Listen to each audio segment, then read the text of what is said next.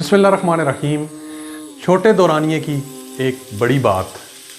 हमारे प्यारे नबी रहमतुल लिल आलमीन सल्लल्लाहु अलैहि वसल्लम आप इस दुनिया से जाते हुए आप नसीहत फरमाते हैं हुकूकुल्लाह और हुकूकुल इबाद से मुतल्लिक। हुकूकुल्लाह क्या? नमाज से मुतल्लिक कि अपनी नमाज़ों की हिफाजत करना, और दूसरा हुकूकुल इबाद ग़ुलामों से अच्छा बर्ताव करना। उस वक्त की इस्तिलाह ग़ुलाम क्यों इस्तेमाल की गई कि उस वक्त ग़ुलामी फॉर्मली मौजूद थी। ग़ुलाम और बांदियाँ हुआ करती थीं, उनके साथ अच्छा सलूक करने की तलक़ीन, नसीहत, वसीयत फरमाई प्यारे नबी सल्लल्लाहु अलैहि वसल्लम ने। अब क्योंकि फॉर्मली स्लेवरी वो एबॉलिश हो चुकी है, ख़त्म हो चुकी है, लेकिन वो इस्तिलाह, उसकी वैलिडिटी वो मौजूद है। नबी सल्लल्लाहु अलैहि वसल्लम ने जो तलक़ीन फरमाई उसकी वैलिडिटी मौजूद है। अब ग़ुलाम और बांदी नहीं हैं, आपके सबॉर्डिनेट्स, आपके मातहत हैं, उनके साथ अच्छा सलूक करना है। आप किसी इदारे के मालिक हैं, आप किसी फैक्ट्री के मालिक हैं, आप किसी कारोबार के मालिक हैं, आप उन इदारों या कारोबारों की मैनेजमेंट का हिस्सा हैं, आप उनकी एडमिनिस्ट्रेशन का हिस्सा हैं। आपका फ़र्ज़ ये है कि आप अपने सबॉर्डिनेट्स, उनका आपने ख्याल रखना है। ये तमाम इदारे तो इदारे हैं। आप किसी दुकान के मालिक हैं, आप एक छोटे से खोखे के मालिक हैं, आपने अपने मातहत उसका ख्याल रखना है। और ये नसीहत नबी सल्लल्लाहु अलैहि वसल्लम ने फरमाई है। और हमारे माशरे की एक बदसूरती जो सामने आती है, उभर के सामने आती है, वो ये है कि हम छोटे छोटे मिस्र, चाहे वो किसी खोखे के अंदर मिस्र मौजूद है, किसी दुकान के अंदर है, किसी तालीमी इदारे के अंदर है, हम वहाँ के फ़िरौन बन जाते हैं जब हमारे हाथ इख्तियार आ जाता है। तो हमने फ़िरौन नहीं बनना, हमने उमर बिन ख़त्ताब और उमर बिन अब्दुल अज़ीज़ जैसी हस्तियाँ, उनका पैरोकार बनना है। एक छोटा सा वाक़या सुनाऊंगा हज़रत उमर बिन अब्दुल अज़ीज़ रहमतुल्लाह अलैह की ज़िंदगी से कि आप सोए हुए थे और आपको हवा चला रही थी, आपकी बांदी पंखे से पंखा झल रही थी, तो उसकी आँख लग गई, सो गई।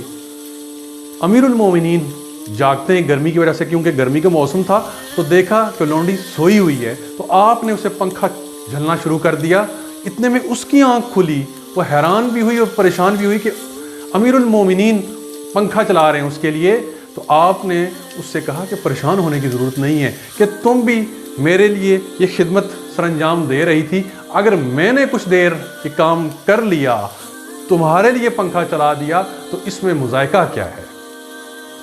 देखिए, जब आप अपने मातहतों को इज़्ज़त देते हैं, उन्हें सहूलियात देते हैं, तो उसका असर आपके इदारे की परफॉर्मेंस पे आता है।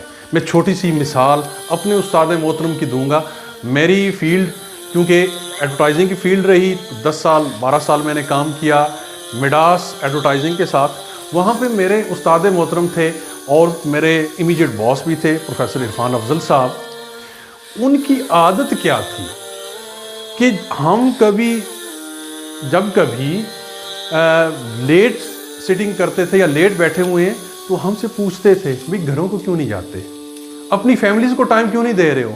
उन्हें हम बताते थे कि जी काम ज़्यादा है या हम काम निपटाने की कोशिश कर रहे हैं। फिर हमसे पूछा जाता था कि जी कल क्या इसमें आपके पास टाइम नहीं है कल का? जी है। तो कहते थे कि जनाब ये काम कल कर लेना, जाएं अपनी फैमिलीज़ को टाइम दें।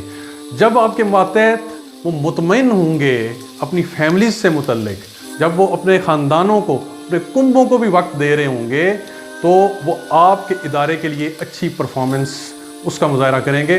तो क्या होता था कि इरफान साहब की मिसाल में दोबारा इसलिए दूंगा कि जब कभी उन्होंने ये देखा कि एक्स्ट्रा टाइम लोगों ने लगाया है, तो आप आधे दिन की जनाब छुट्टी, अगले दिन की यार ज़रा लेट आ जाना, 11 बजे आ जाना, 12 बजे आ जाना, कि तुम रात गए यहाँ बैठे हुए थे। तो کہنے کا مطلب یہ ہے کہ آپ کے ہاتھ میں اختیار ہے تو آپ یہ نہ سمجھیں کہ آپ مالک بن بیٹھے ہیں اس جگہ کے، اس ادارے کے یا ان لوگوں کے۔ یہ آزمائش ہے آپ کے لیے اور ایک امانت ہے جو آپ کے سپرد کی گئی، اور آپ کو آزمایا جا رہا ہے کہ آپ اپنے ماتحتوں کے ساتھ کیا سلوک کریں گے۔ آپ ان کے رزق کا جو بندوبست کر رہے ہیں آپ نہیں کر رہے، وہ کرنے والا کر رہا ہے۔ آپ کی خوش قسمتی ہے کہ آپ کے ہاتھ سے رزق ہو کر ان تک، ان کے کنبوں تک پہنچتا ہے۔ تو اپنے پیارے نبی صلی اللہ علیہ وآلہ وسلم کی یہ دو نصیحتیں یاد رکھیے، ان کی حفاظت کیجئے، ان چیزوں کی حفاظت کیجئے جن کا ذمہ پیارے نبی نے لگایا، نماز اور اپنے ماتحتوں سے حسن سلوک۔ جزاکم اللہ خیر۔